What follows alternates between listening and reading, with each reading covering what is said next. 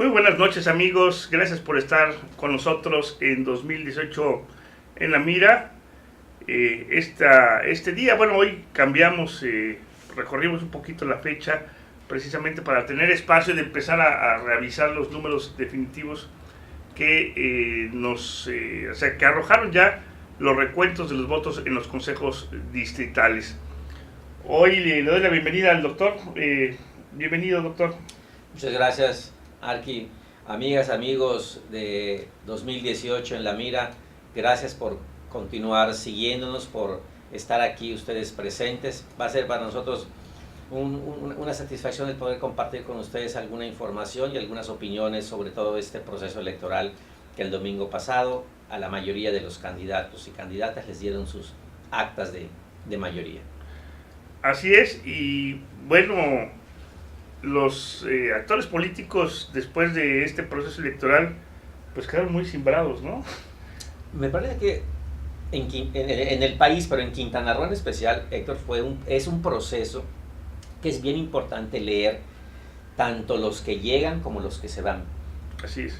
Fue algo que estoy completamente seguro que muchos políticos y muchos tomadores de decisiones no se esperaban que se sucediera de la manera en la que sucedió. Yo creo que aventurándome a pensarlo de esta forma por los análisis y los comentarios que yo veía, yo creo que nadie veía un triunfo tan arrollador como el que se dio el domingo de la semana pasada, el domingo antepasado.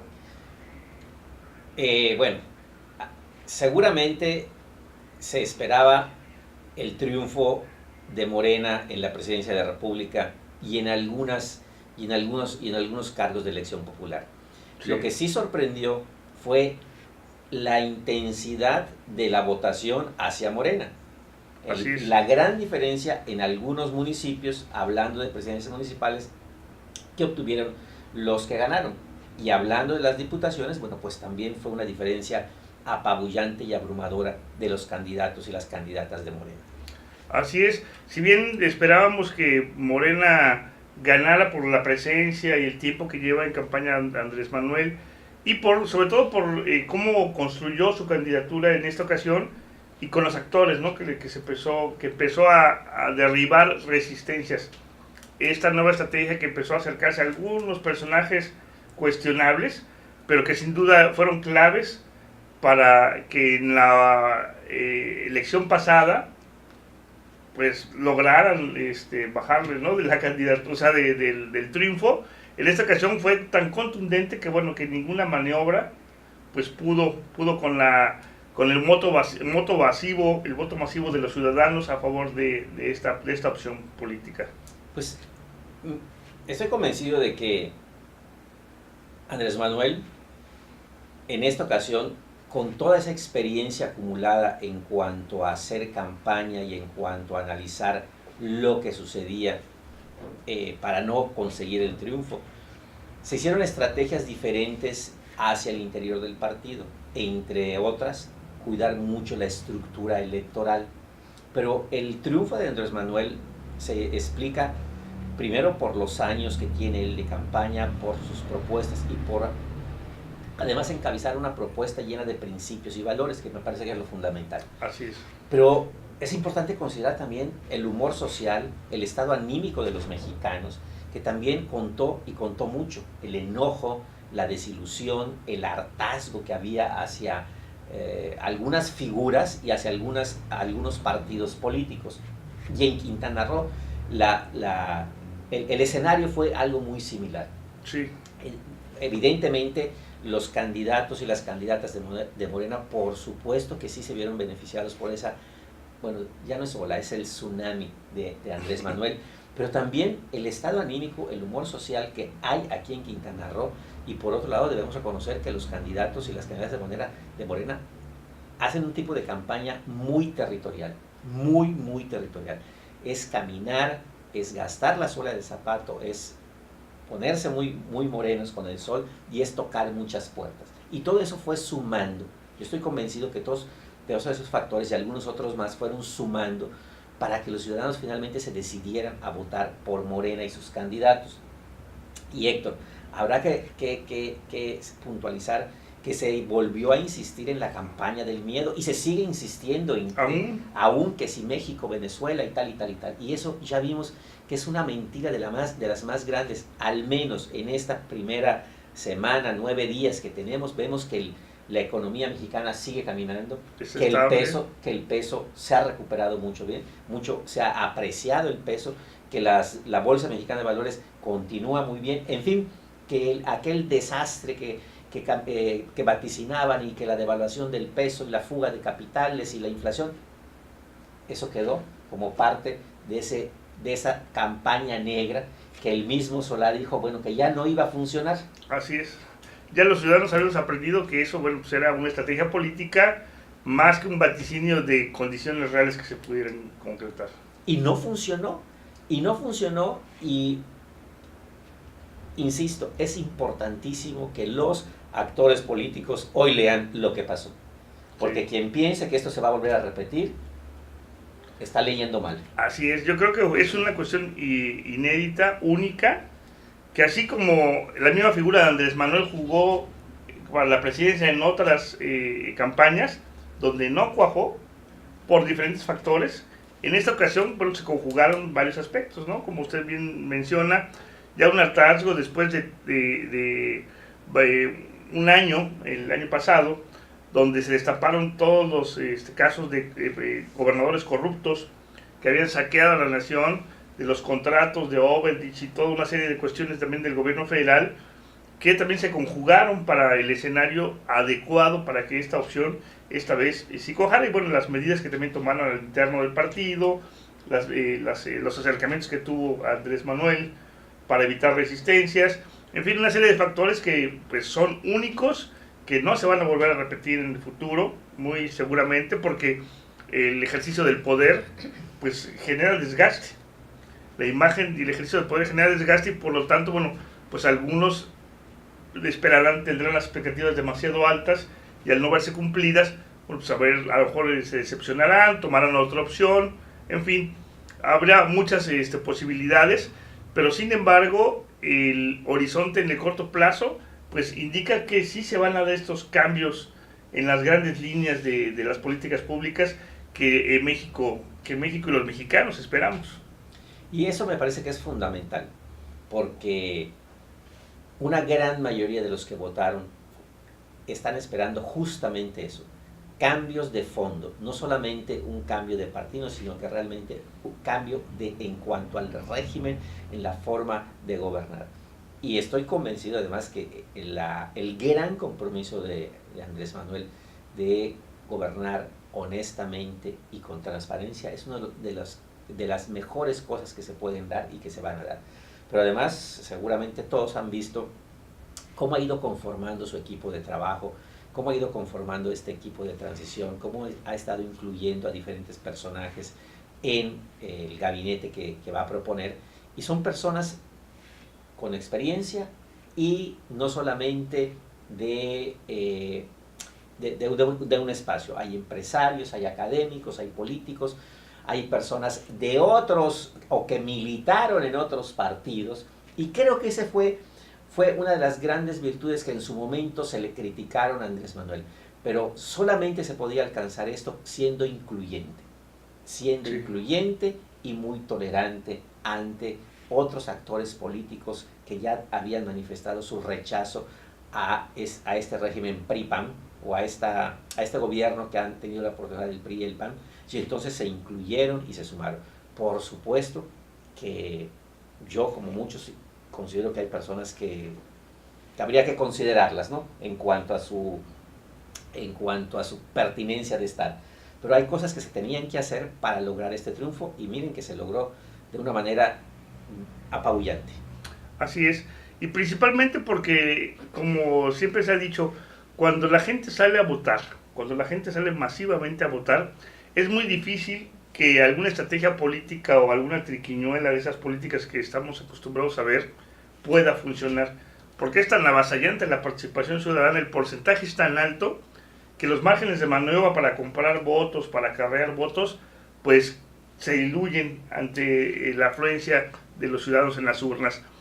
Y es así que precisamente en los estados donde hubo muy baja participación, bueno, no es que sea baja la participación, en realidad también fue una participación alta, fuera de lo normal, de la media, pero fueron los estados que menos participaron. Por ejemplo, los 5 estados que en su porcentaje de participación ciudadana fueron los que menos participaron, el más bajo fue Sonora y tuvo 51.89.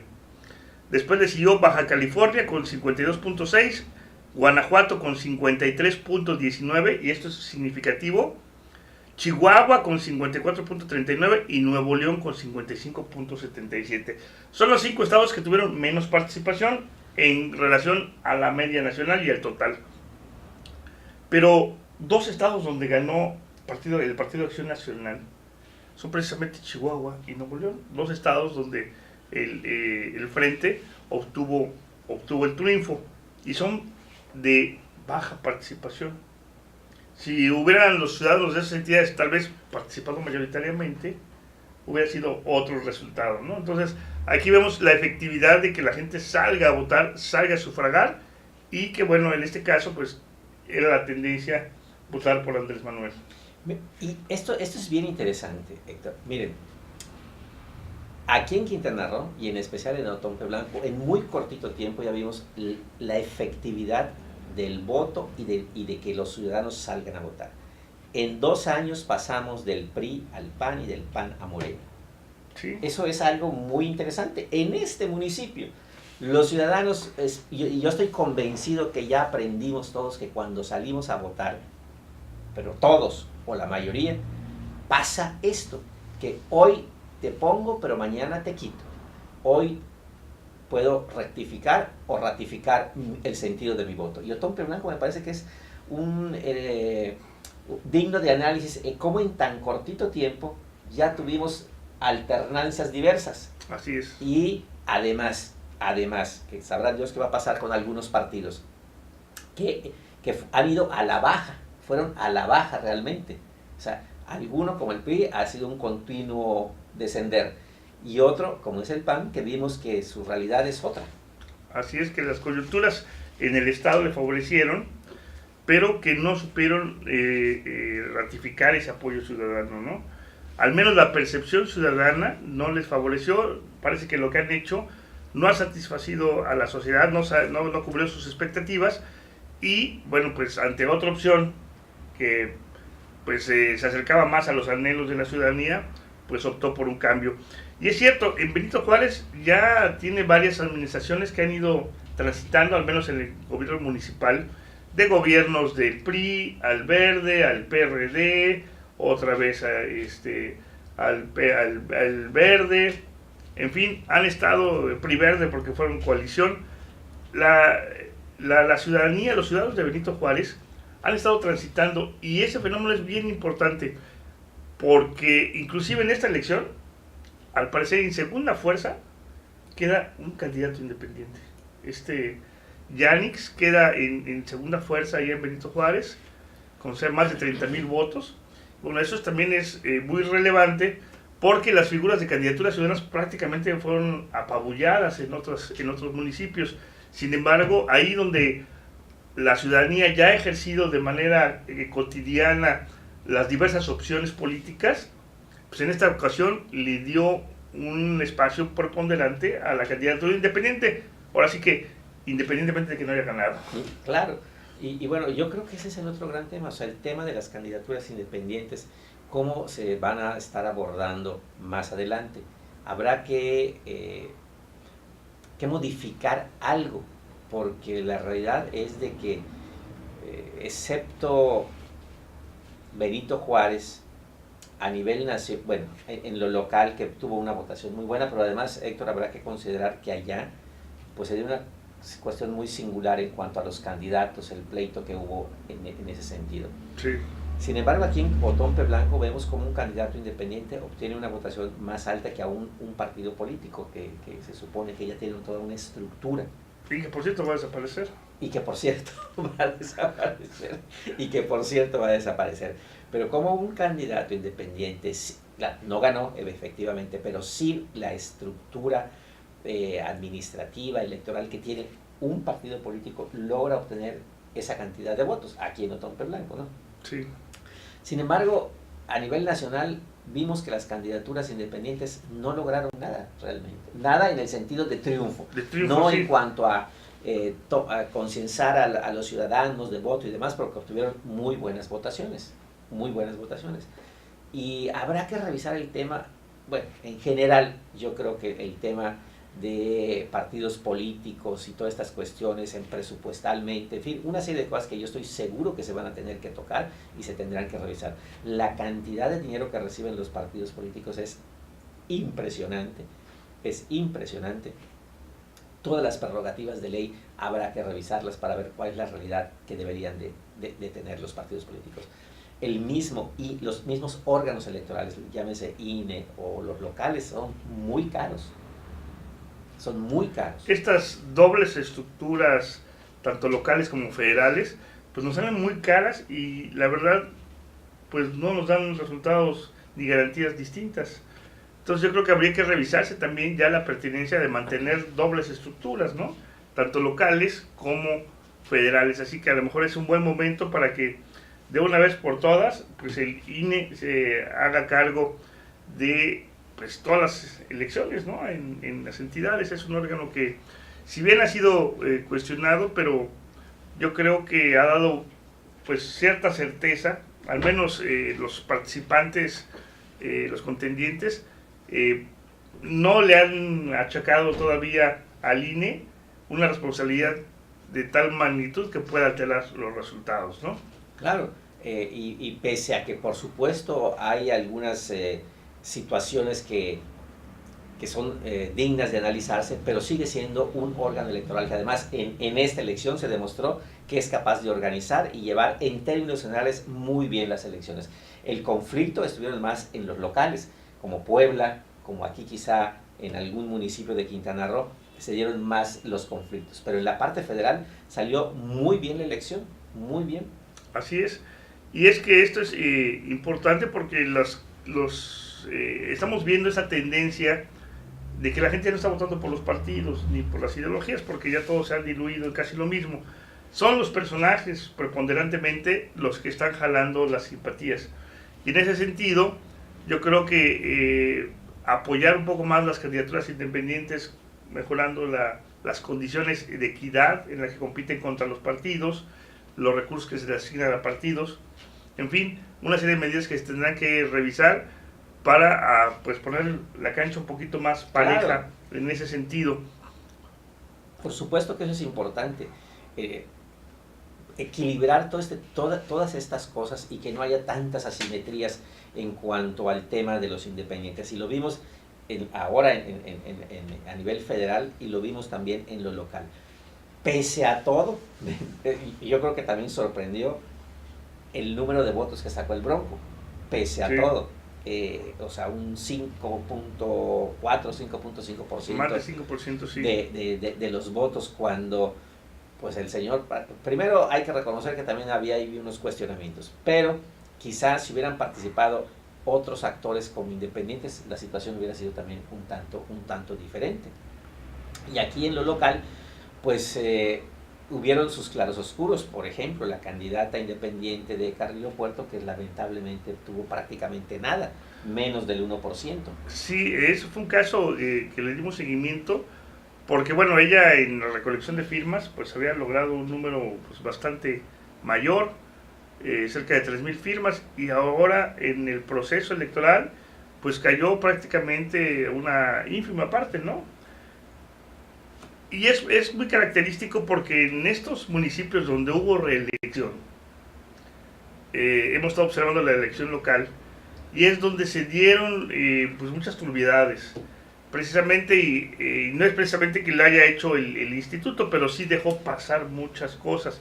Y al parecer, por lo que vimos también en Solidaridad, pues estuvieron metidos hasta las manos pues los representantes del órgano electoral.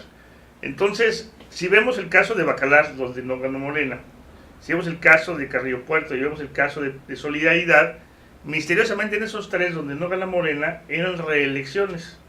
Y sabemos que, bueno, la figura del presidente municipal que no pide licencia, que puede estar en funciones hasta el día de la elección, genera una inequidad en el proceso, tiene recursos y tiene influencias que se marcan una elección, y que a pesar de todo, bueno, en el caso de Solidaridad, pues se pudo recuperar la cordura, se revisaron los paquetes y se vio que a pesar de toda la maniobra que se quiso hacer políticamente, el partido y la coalición de Morena pues logra el triunfo en Solidaridad.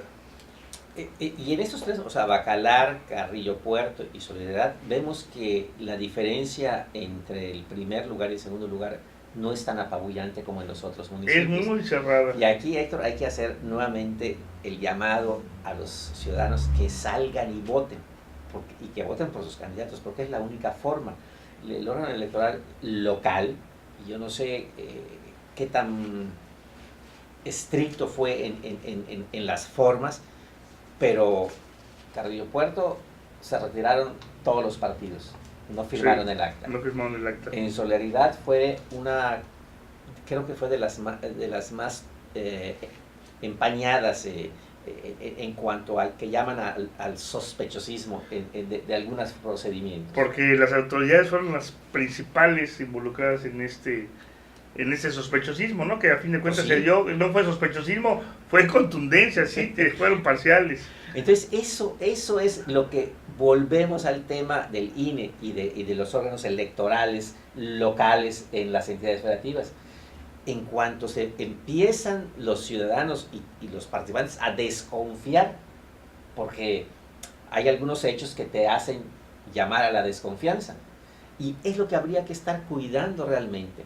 En esta etapa, y yo aspiro de verdad que entremos a una etapa diferente, en que las instituciones sean congruentes y prediquen con el ejemplo de transparencia, de honestidad, de austeridad en sus formas, porque es lo que también tiene muy enojado a los ciudadanos. Sí. No, a ver, desde los cargos públicos se habla hacia la equidad, hacia el bien común y demás, pero hombre, si en los cargos públicos se dan las mayores asimetrías que pueda haber entre un funcionario que gana 250, 300 mil pesos y el intendente que muchas veces no gana ni los 5 mil pesos mensuales, y lo que es peor aún, en muchísimas dependencias ni siquiera tienen prestaciones sociales, porque los hacen trabajar por contrato, ¿sí? O bajo condiciones en donde no tienen acceso a ninguna seguridad social.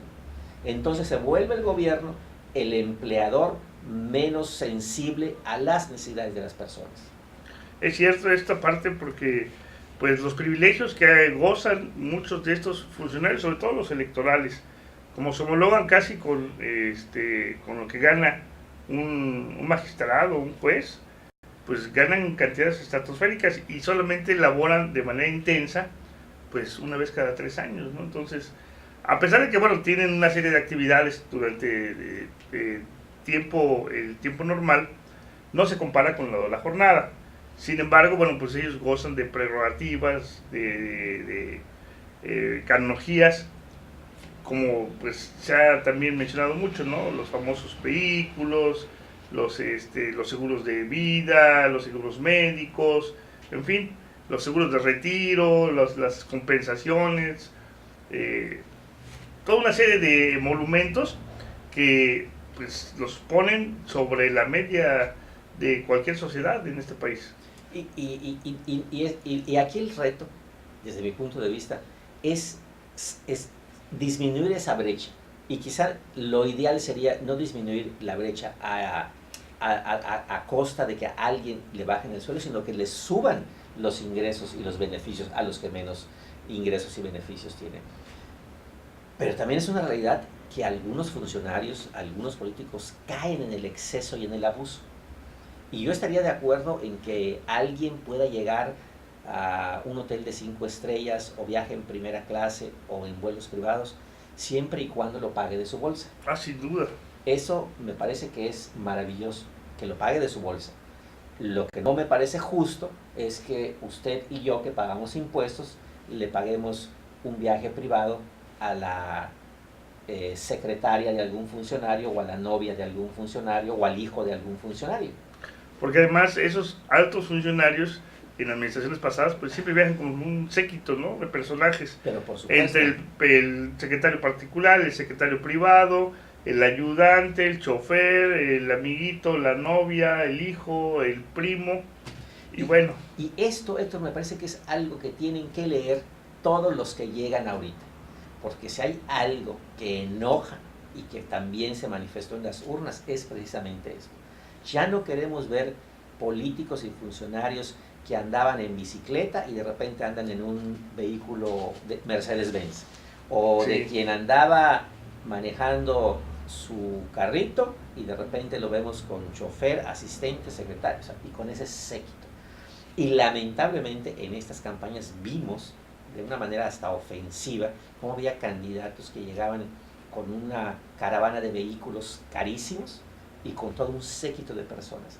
Eso yo creo que ya los ciudadanos lo vemos cada vez más, o sea, lo observamos y reaccionamos ante eso.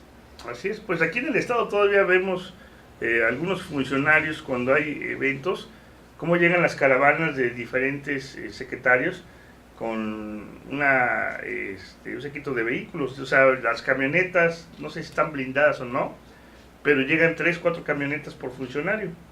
Entonces cuando uno llega al evento, pues resulta que todo el espacio está apartado para los funcionarios, porque traen de 4 a 5 vehículos cada uno. Entonces esto pues ofende a la ciudadanía, ofende a la gente que acude a este tipo de eventos, porque ve pues cómo se está gastando y desperdiciando estos impuestos que tanto nos cuesta trabajo pagar, porque no es fácil pagar los impuestos cuando estás viendo que no se están aplicando de manera correcta.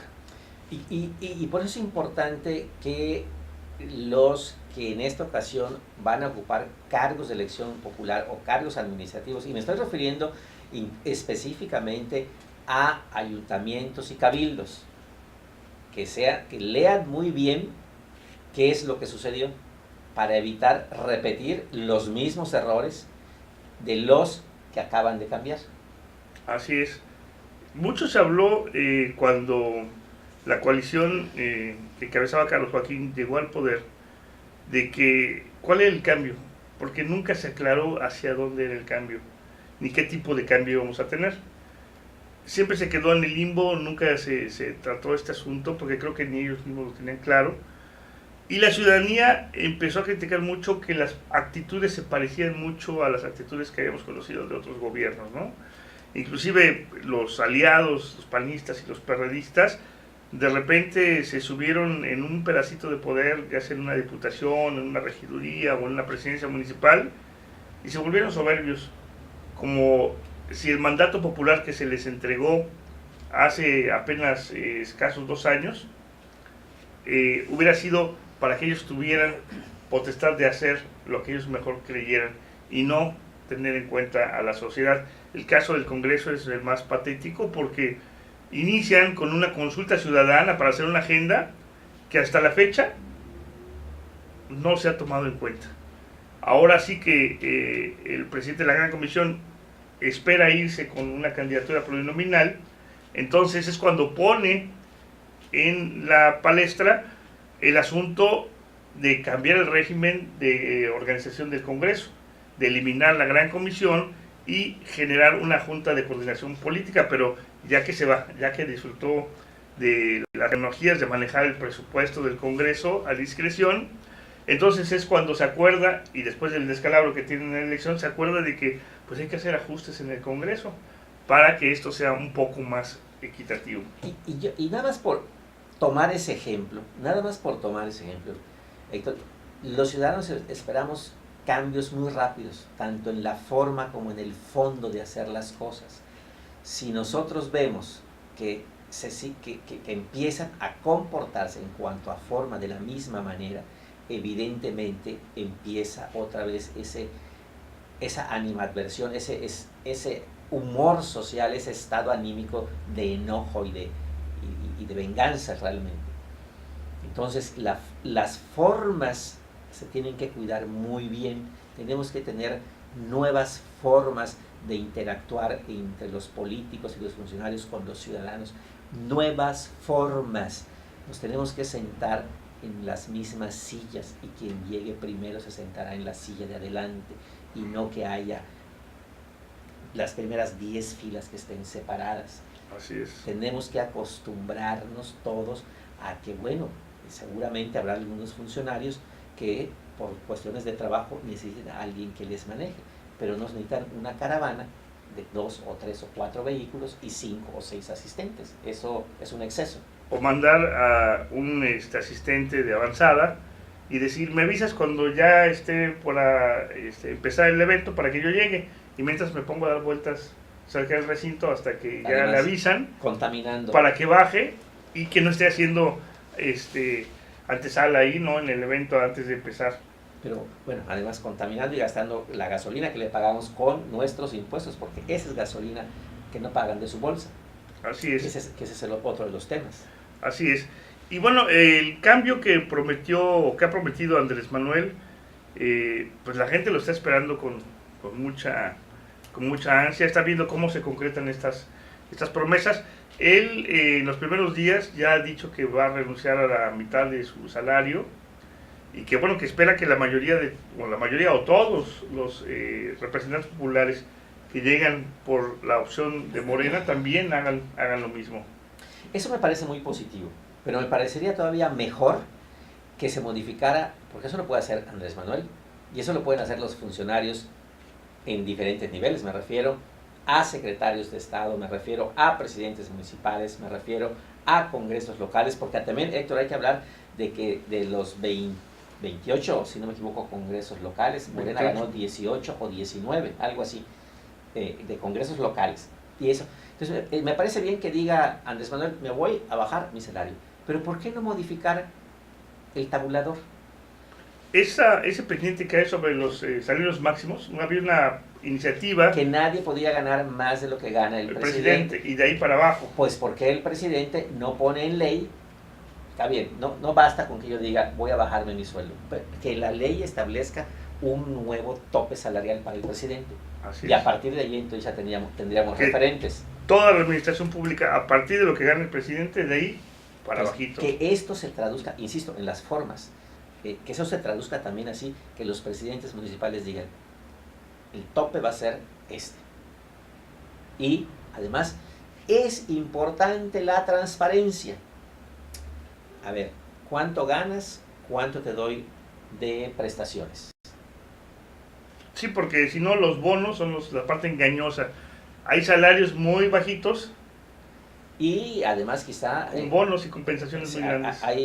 Donde hay bono, hay vales de despensa, hay vales de gasolina, hay ayuda para no sé qué, y tal, y hay como 10 conceptos diferentes. Y sumamos esos 10 conceptos y hacen un mundo de dinero. Así es. Entonces, el tema es esto, me parece bien, que es correcto, pero vamos traduciéndolo en normas específicas, en reglamentos específicos, para que entonces no sea nada más de momento, sino que se vaya quedando en forma permanente, así como las pensiones de los presidentes no son un acuerdo, sino, si bien un acuerdo, no es una ley. Así es, un acuerdo político. Bueno, pues que quede a lo mejor en un decreto o en una ley que los presidentes o que ningún servidor público va a recibir una pensión fuera de la que le dé la seguridad social, como cualquier ciudadano. Sí. ¿O acaso el señor que trabajó 30 años en una dependencia recibe, además de la pensión del ISSSTE, una adicional? Pues no, ¿verdad? Claro. Entonces, estas cosas son las que tenemos que traducir en leyes específicas. Esto sí valdría la pena hacerlo. Así es, y presidentes municipales, regidores, que ganan pues a veces lo mismo que un gobernador, ¿no? Hay municipios muy ricos donde se han servido con la cuchara grande. Pero por supuesto. Y utilizando esta autonomía municipal, pues han hecho y deshecho con los salarios y se han vuelto ricos. Los magistrados, usted sabe que tienen un retiro. Sí, un fondo para, bueno, No, una pensión. pensión de No, retiro. pero esa es independiente de lo del ISSSTE, o del, es una cosa adicional y reciben 60, 70 mil pesos mensuales. Que también es otro poder que siempre ha estado muy opaco, muy en lo oscurito, y que yo creo que es el momento de también transparentar qué pasa en este poder judicial, donde los magistrados pues, son potentados también.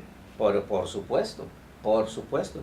Y no hay transparencia ahí. Entonces es el momento también en que las instituciones de todos los niveles de gobierno y de todos los órdenes de gobierno también se transparenten, y también los ciudadanos pidamos cuentas, que también Sí, pidamos que rindan cuentas.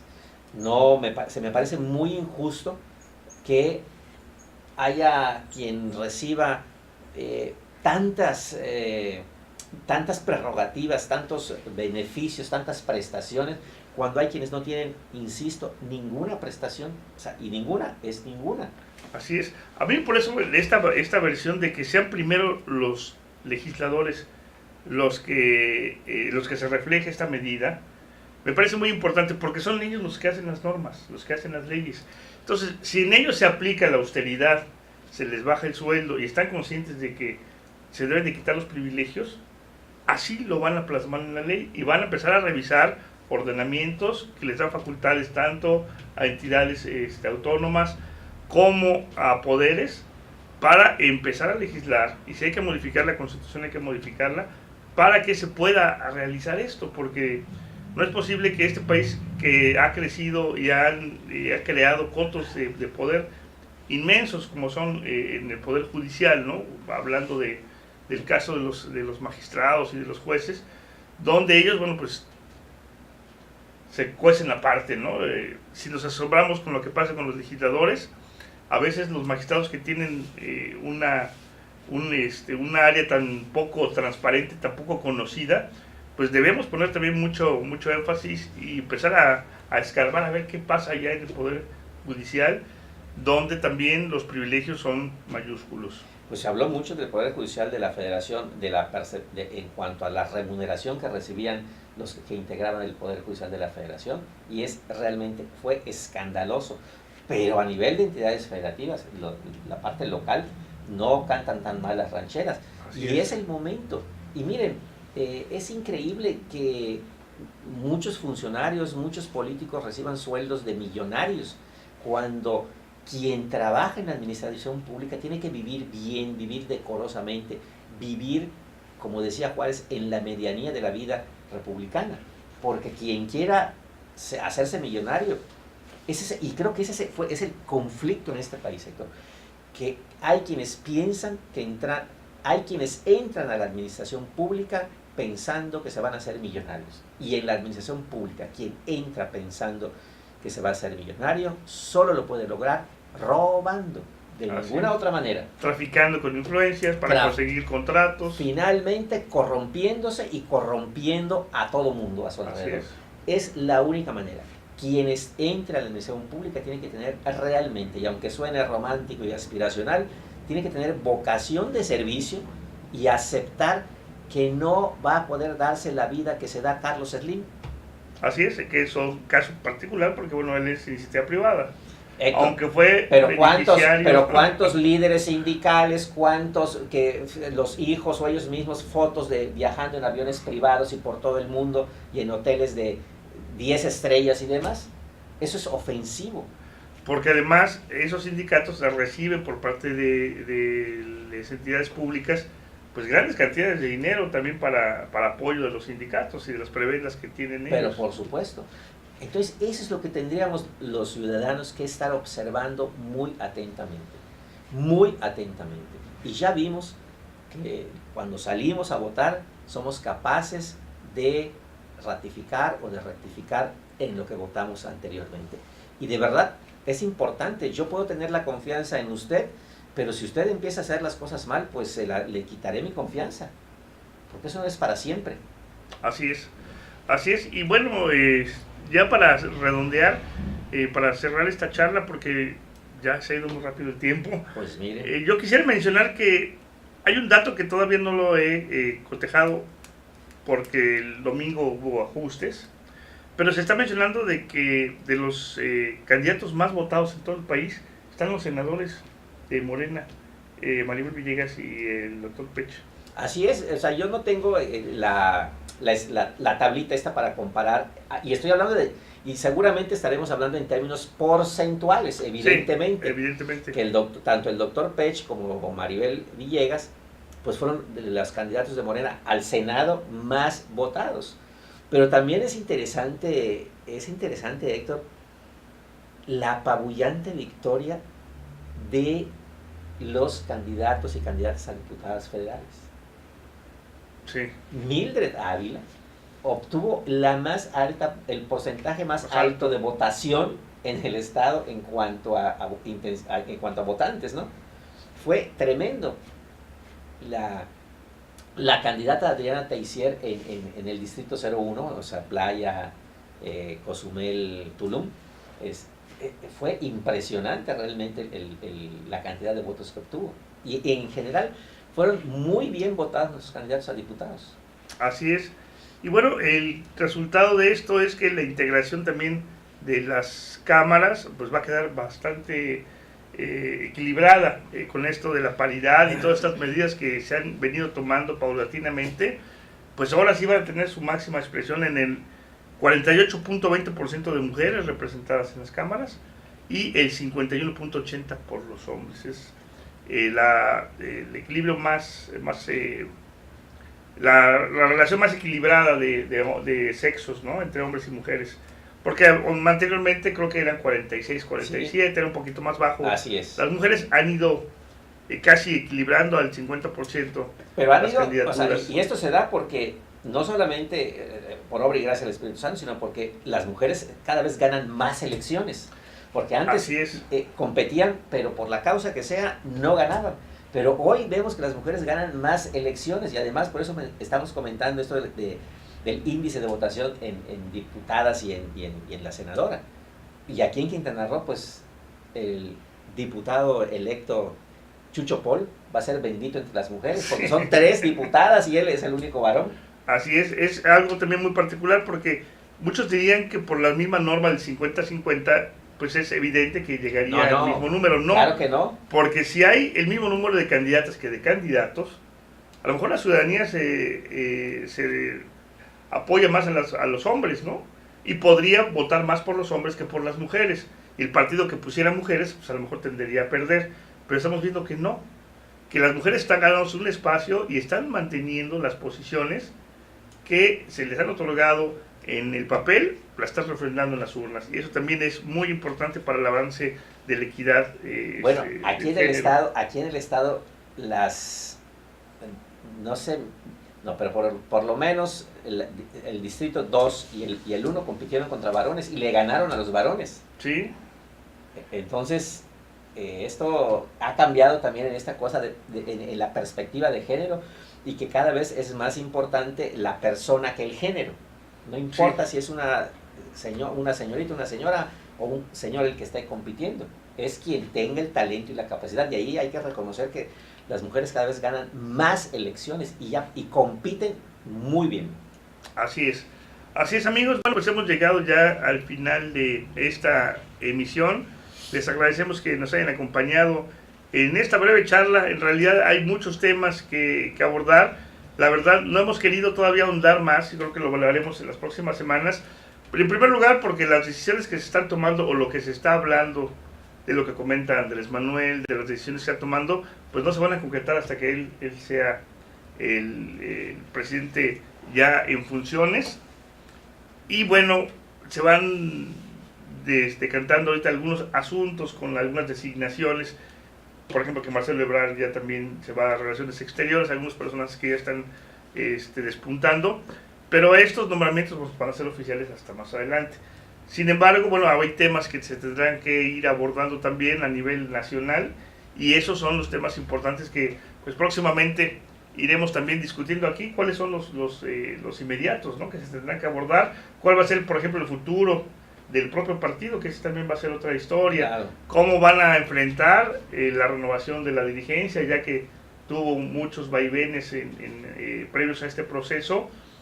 va a ser un presidente a la antigua, un presidente controlador del partido, un presidente todopoderoso, o va a soltar controles para que pues la ciudadanía y los diferentes órganos asuman su responsabilidad. De eso lo tendremos que ver en el futuro inmediato.